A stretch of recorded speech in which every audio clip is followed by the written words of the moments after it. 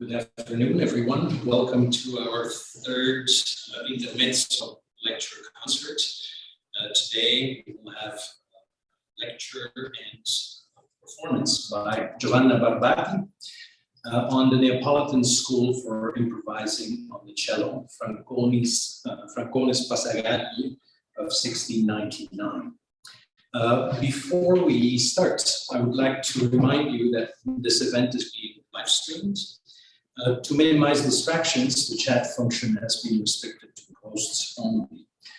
After the paper, when you want to ask a question, please send in the chat, send a message with just your name, not the question you want to ask. I will then call on you, and then you can unmute and ask your questions. If you do not have a microphone or believe your sound is malfunctioning, then you may submit a question.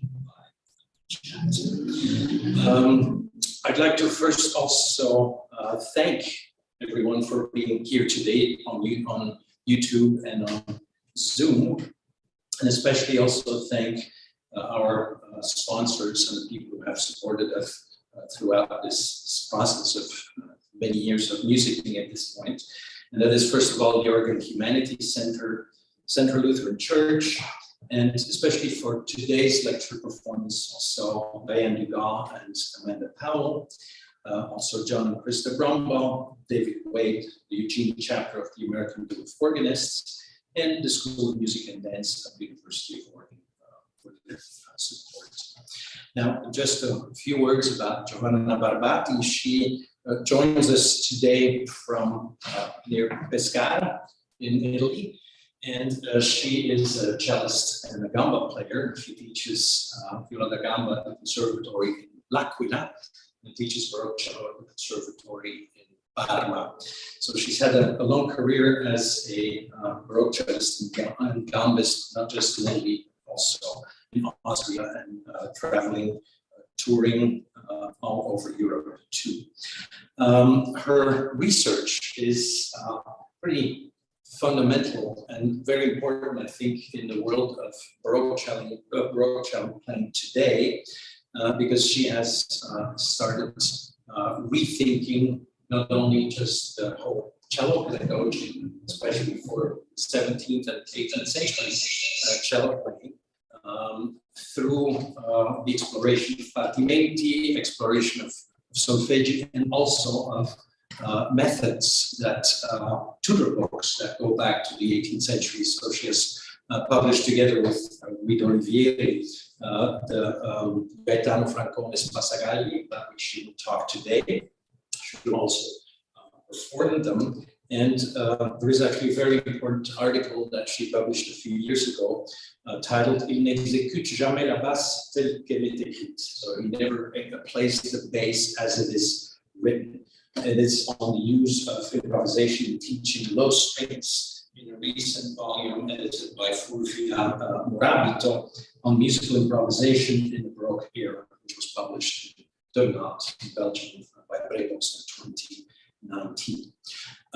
She is currently also, or has just recently published also the Metodo per violoncello by Antonio Guida in an 18th century methods on playing the cello, which is very different from, of course, what we have inherited through the cello tutors and method books from the 19th century and the 20th century, which we currently use. Of course, the whole pedagogy of the 18th or late 17th and 18th century obviously makes a whole lot more sense for people interested in becoming professionals of the Baroque cello. So this is really a great innovation in cello pedagogy today. So without further ado, we will play the movie that she recorded with her presentation and concert, and afterwards there will be time for question and answer. Thank you. Pass it to Holly, who will launch the film.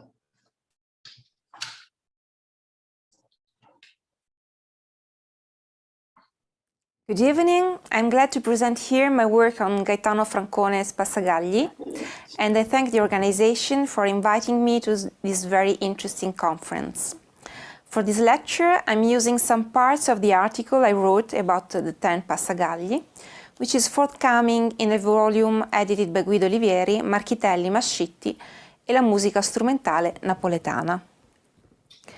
The 10 Passagagli for violoncello, written in 1699 by Gaetano Francone, are included in a manuscript MS2D13, entirely dedicated to the cello, kept in the Monte Cassino Abbey Library. Francone's Passagagli are the only known collection of passacaglias for cello.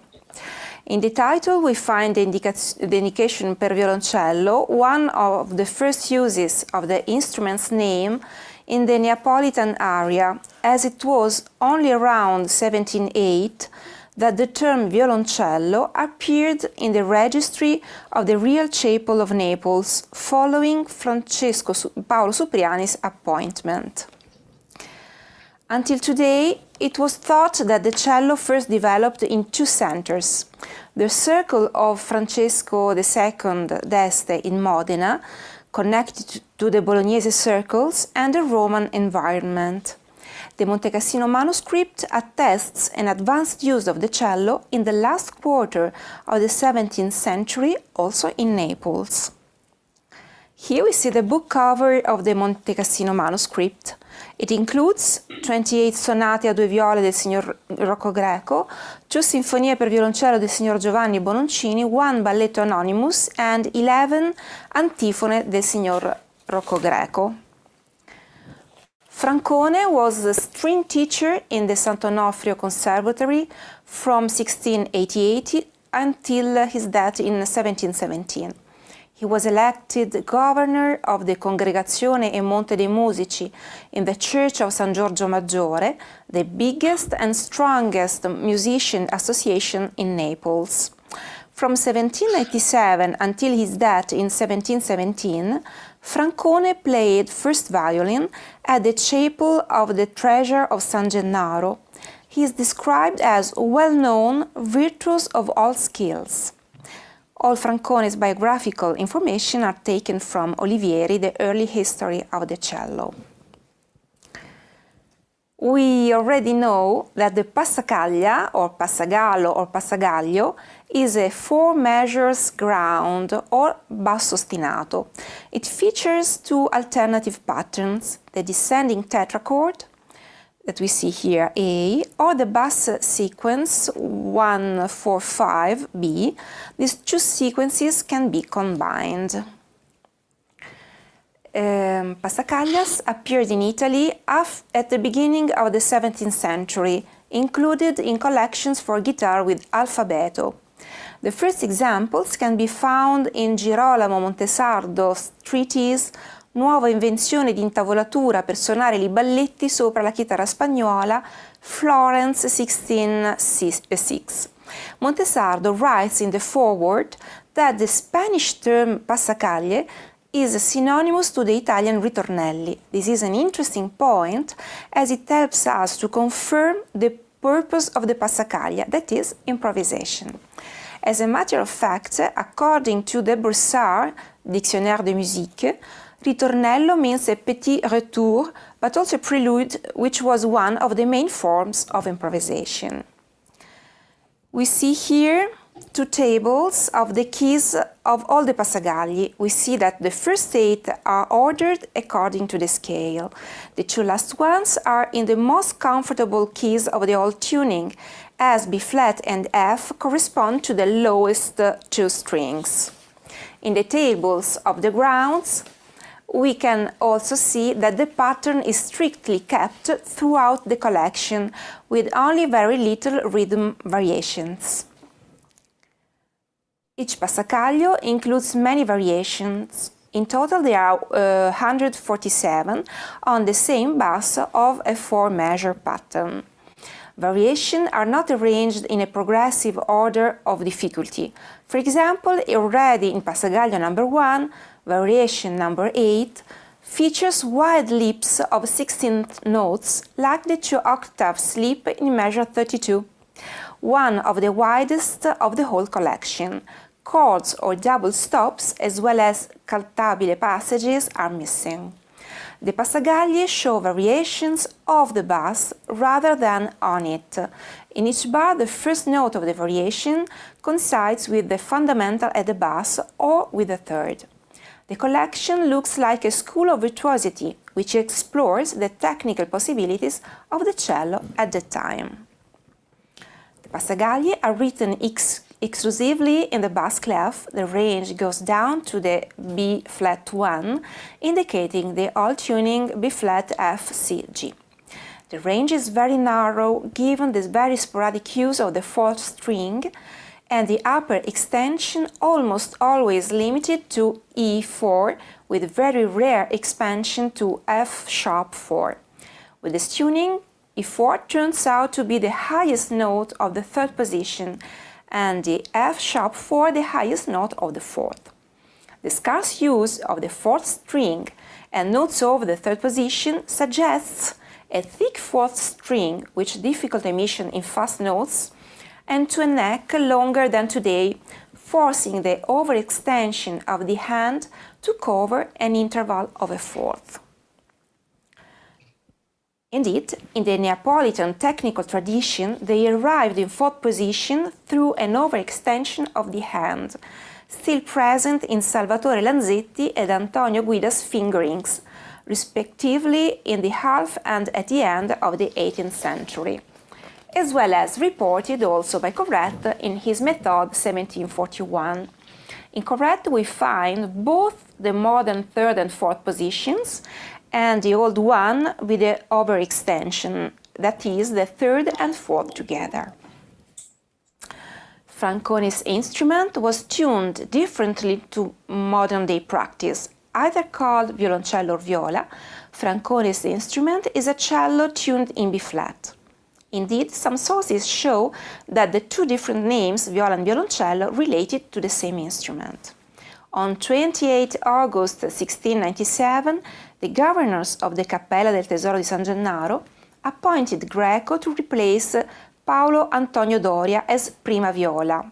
On 20 April 1717, they finally decided to replace Greco with Francesco Alborea, officially hired as a violoncello player. This is a quote from Guido Olivieri's article about Supriani.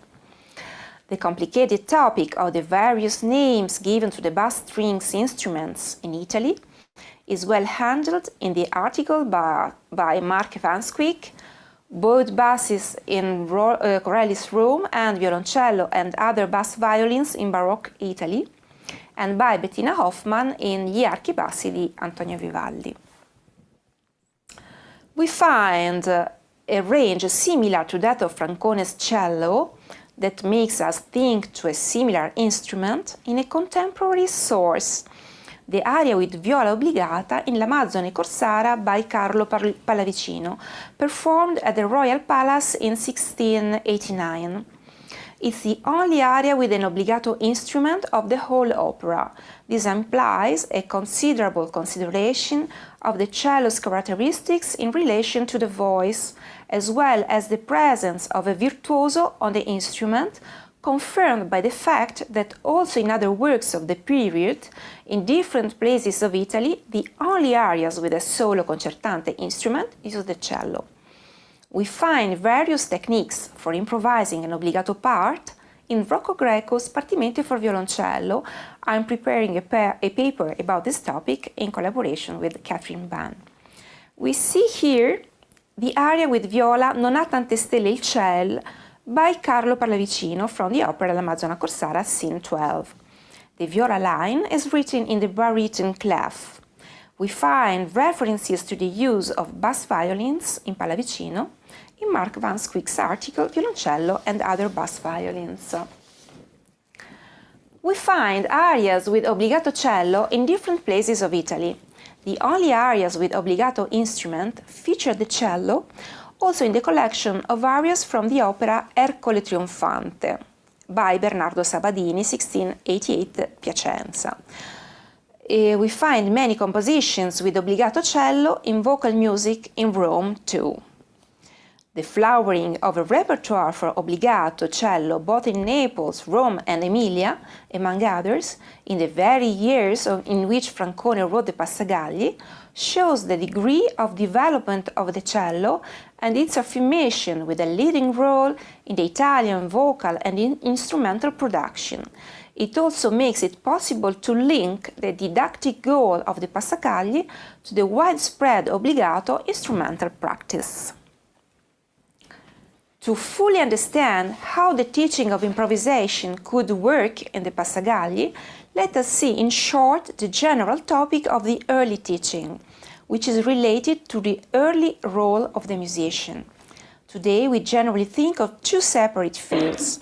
On the one hand, there are composers, the creative ones, and on the other, the performers, whose task is exclusively to reproduce faithfully the composer's intentions. Thus, the curriculum generally focuses on the repertoire, adding some notions of ornamentation and some elements of composition.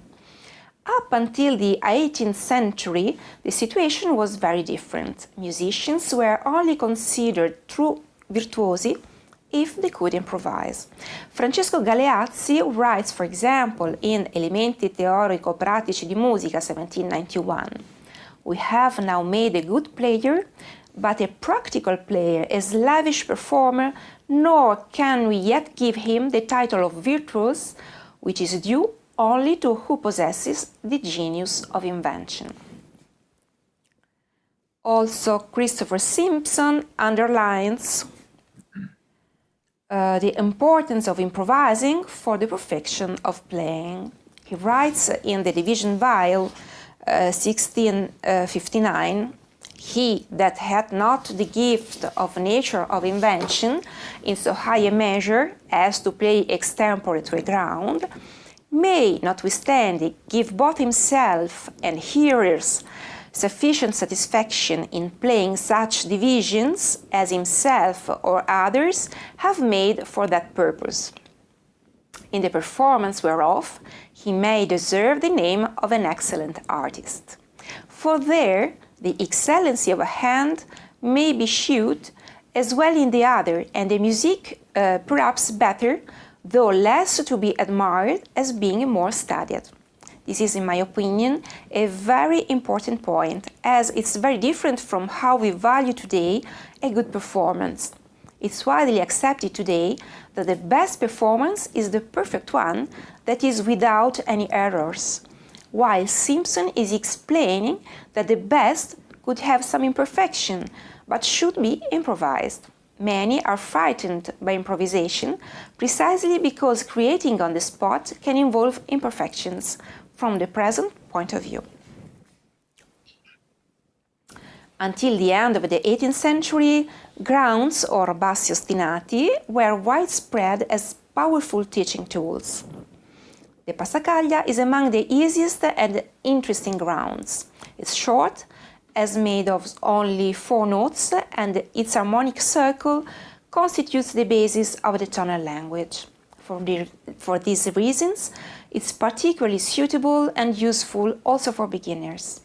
Besides various masterpieces composed on the passacaglia, we have many examples of passacaglias in historical methods, such as Spiridionis Monte Carmelo's Nova Instructio, most of the guitar methods, including Gaspar Sanz' Instrucción de Música sobre la Guitarra Española, or in counterpoint treatises such as Saverio Valente's Studio di Contrappunto.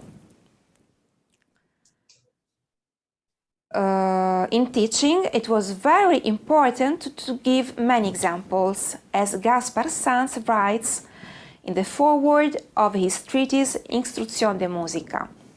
The most important thing is to give many examples of diminutions in the same key. The final goal was for the pupil to be autonomous, still writes Sanz. Besides teaching to multiply a passacaglia in 24 different ways, like others invented, here you'll find a much higher form, as on each of the 24 passacaglia, I will teach you so that you can invent as many diminutions as you want. In the early pedagogy, the pupils learned the instrumental technique with their musical language, drawing lessons from the music they played. To give many examples, follows the early teaching approach. While today we first learn abstract rules followed by concrete examples, at the time students learned directly repeating multiple possible solutions indeed. Anna Maria Buseberger writes in Medieval Music and the Art of Memory about medieval teaching. Arithmetic treatises of the Middle Ages and Renaissance are less interested in listing general rules than in describing individual problems for which they find solutions. Thus, musicians were less concerned with learning basic rules and more with memorizing various alternatives for setting melodic formulas. Buseberger refers to previous historical periods, but in the sources examined here, we see a teaching approach closer to the older one. Variations are alternating mostly uniform groups of 8th notes with others of 16th notes. In general, each passacaglio starts with a variation of 8th notes in step motion with uniform rhythm. As the ostinati architecture generally begins with simpler variations to go to more elaborated ones, we can consider the opening variation as the primary one found in many variants. In variation with 16 notes, on each rhythmic accent, the first note of a group of 4, we always find consonances, but when there are scales in step motion or with note sfuggite. We see here 2 examples. Left, there is an example of a scale. Right, we see a scale with note sfuggite. Variations can be divided in 3 groups. 1, the pattern is always different. For example, 16 notes in step motion. 2, the pattern of a whole measure is repeated varied, for example, patterns with the lip and scale in the opposite direction. 3, the measure is composed by a smaller repeated motif, for example, batteries in 16 notes. In Francone, we observe 2 different groups of patterns. Those of the vocal type or in step motion, with a varied line more similar to the diminutions, and those of the instrumental type, with many lips based on arpeggios. These last generally have inside, differently from the first ones, patterns with regular repetitions such as batteries. We can distinguish the 2 concepts of diminution and figuration by representing one as essentially ornamented and irregular, and the other as essentially symmetrical and unified. To compare all the Passagagli's variations, first I transposed all in the same key. Since from this analysis the repetition of patterns arises, I have interpreted them as different elaborations of a few basic figures. However, the variation of the models does not occur only through substitutions of notes, but also through the collage of parts already used. For example, in many variations, we find in the first bar a figure already used, while in the following bars the figures vary. This principle also occurs within single bars. We see in the image some measures using repetitions of small parts. Here we see in this table many variations with scales. All are variations with 16 notes. We have many examples and all have been transposed in the same key, in G minor. And this was important to be able to compare all the different variations. The instrumental variations are created elaborating on frames of scales and arpeggios with particular patterns, often corresponding to virtuosic techniques, consisting in fast variations on obligatory figures, turns, scales, batteries, arpeggios, repeated notes with ellipse. The most common figurations or motifs of the virtuosic instrumental vocabulary in Francone's Passagagli include figurations with neighboring notes. We can build more complex figurations, changing the direction of the neighboring note, or combining it with others, or with rhythmic variations. Here we see some examples. Then we have the elaboration of the interval of a third. More figures are elaborated, changing direction and order to the third lip and the portion of the inner scale. Here we see also some examples. And we have example of combinations of neighboring notes and third fillings. Then we have scale portions. The scale portion becomes more and more wide as the virtuosity improves. Or we have batteries or repeated intervals. The two notes belong to a chord. They have a distance of a third, fourth, sixth, or fifth. We find a fifth only once. The interval direction can be ascending or descending. Then we have figuration with single notes repeated. The first notes of the group of four that change belong to the chord. Within the bar, the repeated notes can remain fixed or change, and we see different examples here. While lips can be added to the figurations with single repeated notes, making the figuration very virtuosic.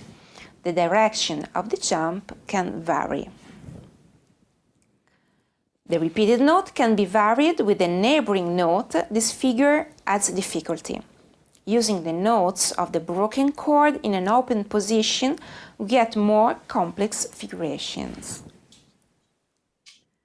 Broken chords in various patterns.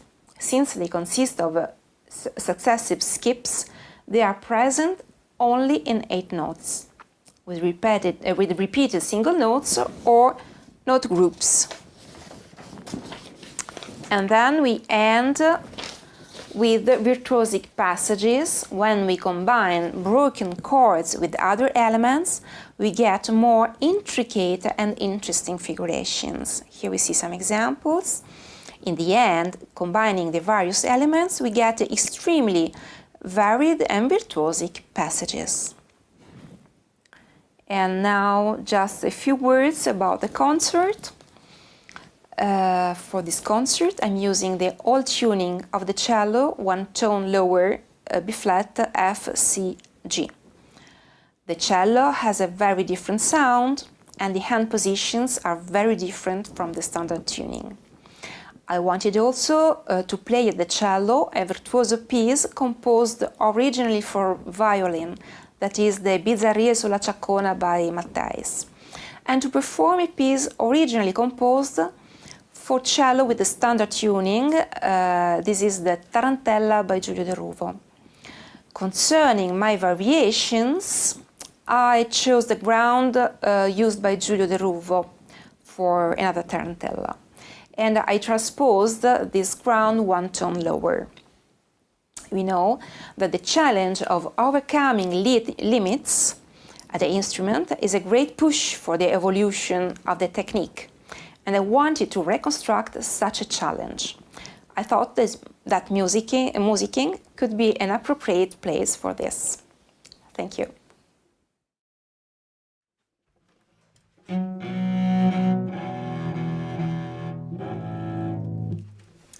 I will perform now the Passagallo primo in G minor and Passagallo secondo in A major by Gaetano Francone.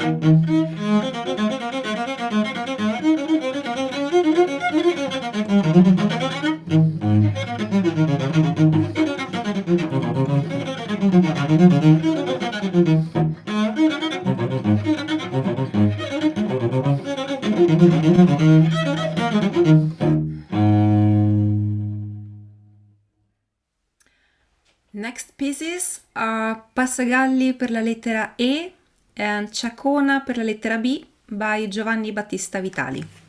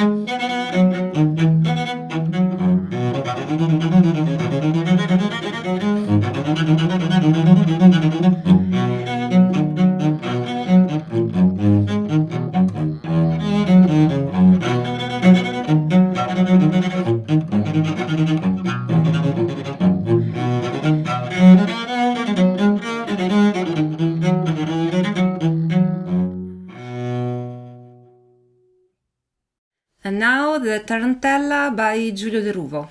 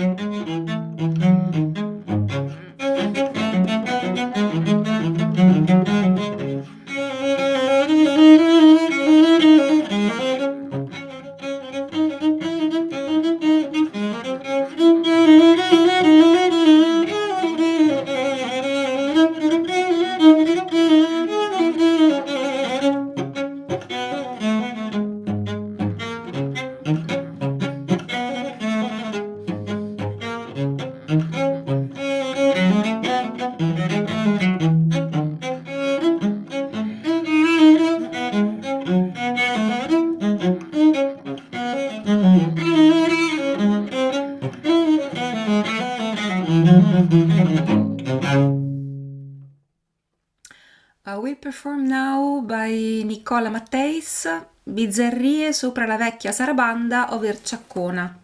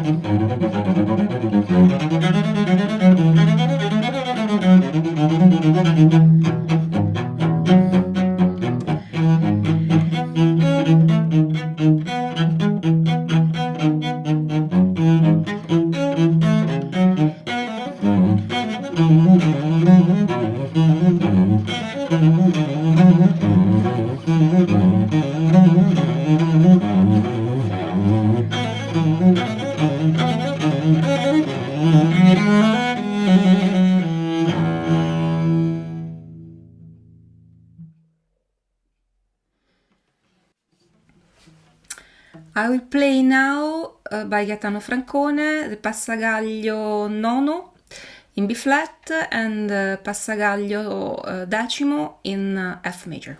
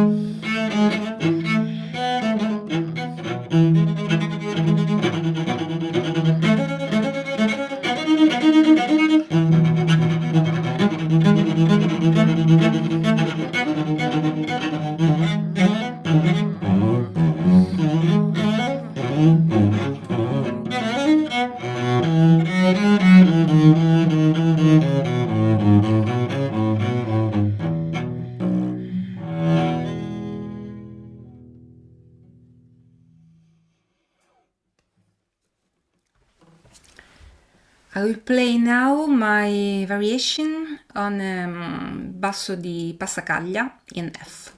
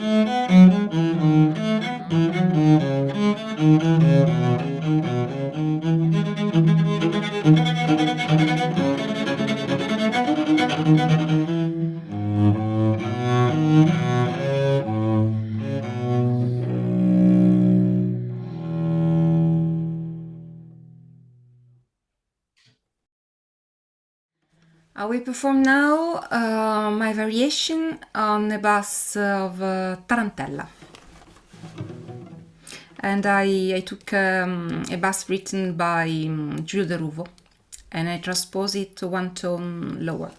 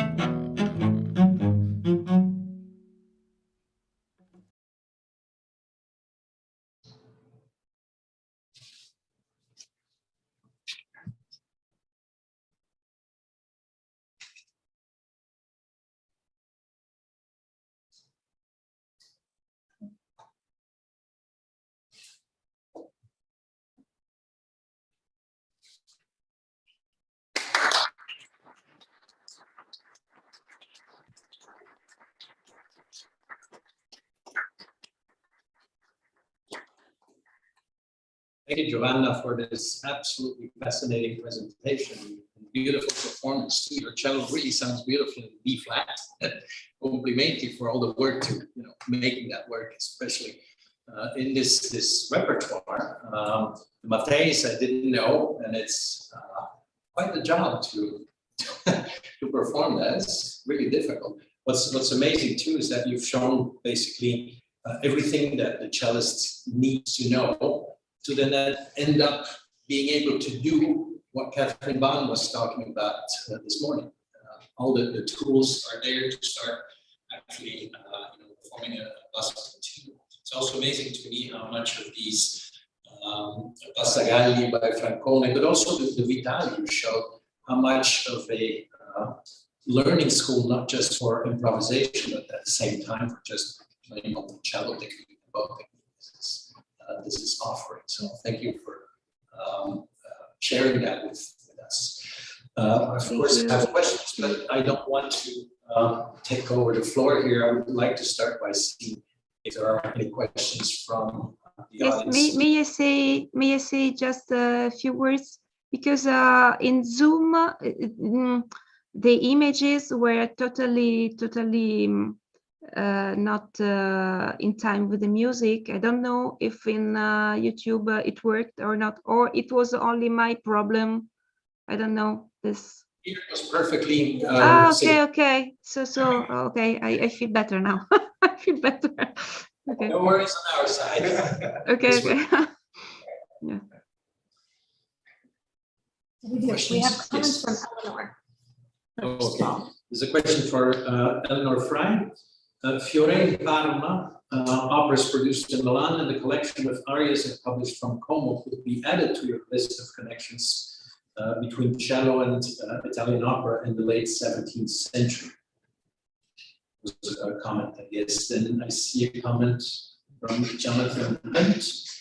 Most interesting talk and lovely playing. You included word for violin, but don't say why. In your talk, your text pages, music examples often disappear too quickly. Of course, that's another issue, but maybe it might be interesting to mention why it is so relevant to actually use violin in music. You know, Mark, I didn't listen so well to you because there are much reverbero. What do you say, echo? Oh, is it better if I speak closer? Yes, thank you. Okay. The question that was there is if you could comment upon why you use the violin piece, the Mates. What is the reason? Yes, the reason it's because it's written really many sources that cellists played all the violin music, and they played it usually one octave lower, or I don't know. For this piece, I had to transpose it also more lower. But you can read in many sources. It's written they played all the violin music, and it's obvious because the written repertoire is so it includes so few works. It's we can't believe that they played only those pieces we have now, and or improvisation, and it's normal. Now we used to have everything written, and we have everything ready for each different instrument, but the repertoire was the same for many instruments. Also for very different ones. It's difficult to perhaps to imagine, but we have written transcriptions from don't remember now, from clavecin from harpsichord to tiorbo, or for duo di tiorbe, and so it was so normal to adapt to one come si dice, il proprio strumento, no? To your own instrument. It was normal to adapt everything you wanted, and it was this effort that made you able to also to compose, because when you have to transpose, you learn how the music is written and what the instrument which are your instruments need. So this is an effort that you do to play something that was written for another instrument, and doing this you learn one, how is written the music, two, which are the differences between your instrument and the one you for which the music was written.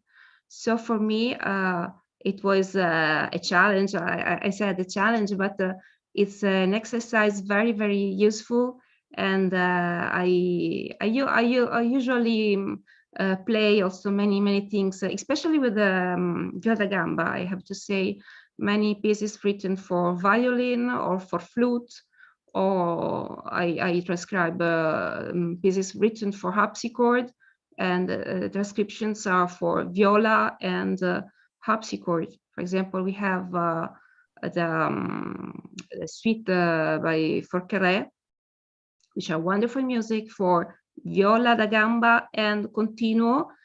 And Forqueray's son wrote that there were pieces written by his father only for viola, and then he transcribed them only for harpsichord. So I repeat, now we have already written, but it's a modern way of using music. It's a ready-made for everything. I think our world today, and their word was much more how do you say in English, tutto su misura, according to the needs of the moment. Yeah, and I think also the fact that the conservatories enables teachers taught all the instruments of the violin family, and the students learned more than one instrument. So it's completely appropriate to go from violin music and play it on another member of the family and vice versa. So absolutely. Yes, sure. We have a question, yes. We have a question from Eleanor. She'd like to know, what bow hold do you recommend for the Francone? Which? I didn't understand, sorry. Bow hold, underhand or overhand, basically. As I know from Neapolitan sources, they played the overhand, and this is we can understand this because as you said just now, the teachers were the same teacher. He taught all the string instruments, so the violin teacher had his hand position, and this went directly to the cello. And I don't know exactly when this changed. For example, Antonio Guida thought violoncello and contrabbasso, but it was very, very late in the 18th century. And maybe even along that question, given that violinists, violists, cellists were often the same teachers and same students, what about diatonic versus chromatic figure? Yes, this is a very interesting topic. Yes. Yeah. I didn't use the diatonic fingerings because I can't stretch too much my hand. For me, it's too difficult. I also had some problems at my hand, and as we play so many different repertoires, the risk is too big after to be not in tune. So I chose to use my usual fingerings, except for some overextension in the fourth position, but so just a little point. Questions from this point? Yeah, if you can come and sit here, because the reverb will make the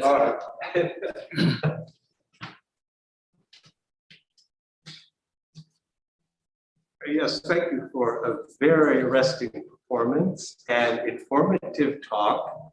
I was interested when you described in your talk the change in pedagogical methods from our current practice of giving abstract principles first and then illustrating with specific examples. And you indicated that in the school of pedagogy in which you are exploring with your scholarship, it is exactly the reverse, that people begin with many specific techniques, and then perhaps out of that would emerge a general principle. And I wondered if this is related to the division between performers and composers. Because it's a very interesting question and very difficult. And I have to say that I'm researching and I'm trying to understand. So I found that quote by Berger. And I thought, for me, it was illuminating because I was trying to understand how these Passagagli could work. And there are also many other sources. For example, there was one slide with Spiridionis and Monte Carmelo. Also there are no words for explanations, but many different examples. And for me, as I see the question, is that I see that it's a bit like learning a language. For example, when I was much younger at school, they taught foreign languages, only grammar at the beginning for many years. This was the beginning, many years, only grammar and some words. And only at the end, after years of this boring learning, we try to make sentences. And so after 8 years of studying English, for us it was English, no one could speak, not fluently, could speak, could alone form a phrase with the meaning. And for me, it's a bit going in that direction, so that now I think that the best didactic could be like it was, I suppose so, to start directly with the sentences with a meaning, with a musical meaning, and playing many different sentences, playing these more and more you understand. And I think there was a revolution in the 18th century. We all know that was a big revolution. And the principle of, rational dividing of the knowledge, and to organize everything in a rational way. I think this influenced very much the way of thinking, I think pedagogy, everything. Also, the methods are so different. The methods from the Neapolitan area and for example, the French methods, they are organized in an encyclopedic way. Each topic has its own space, and the music it's only at the end. Instead, as I see, perhaps it's not all the same, but for example, also guida, the other method we edited with Olivieri, is built with this aim to start immediately with the music. And this was also like solfeggio was thought. Solfeggio, it means that you start with melodies which are beautiful. It's already music. It's very simple, but it's music. It's not mechanic. And your task is to learn to elaborate, and you grow elaborating, and but already with music, from starting with music.